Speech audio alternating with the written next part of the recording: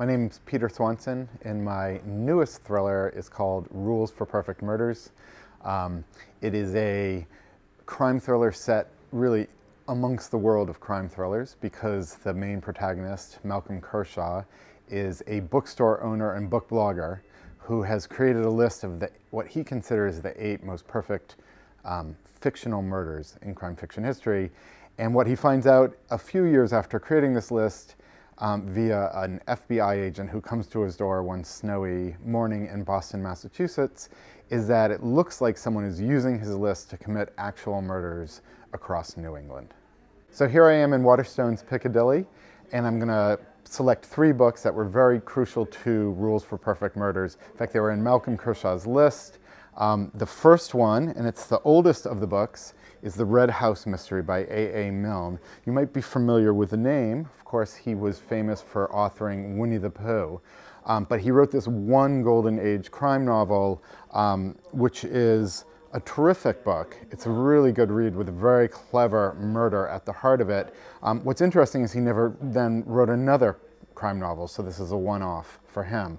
But what's so clever about the murder in this story is ultimately what happens is there are two victims, one of whom disappears and one of whom is murdered. And the person who's disappeared is the perfect suspect for the murder victim. So it's very clever in its disguise of telling the police what should have happened. But as you find out in the book, something very different happened. So the next book I want to tell you about is Agatha Christie's ABC Murders. I knew for this list in the book that I had to have an Agatha Christie.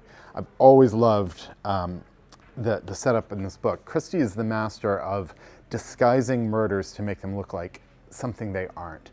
And in this book, which you might know the plot of, there's a series of murders. I'm not going to have the names right, but it's Anthony Anderson in Andover and Beatrice Blyton in Brighton.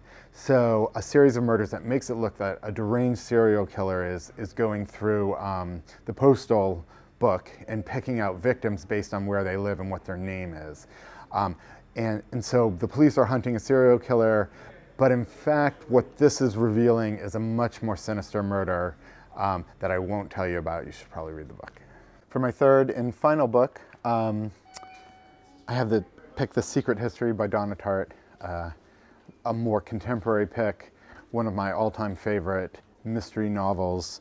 I won't give any spoilers away in this because we know in the first sentence of this book, if you've read it, who gets killed and who kills them.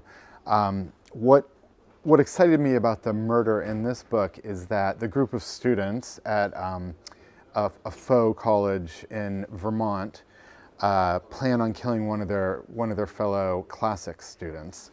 And the way they do it is they essentially let him pick the place of his death because they know he likes to go hiking in these precarious mountain terrains.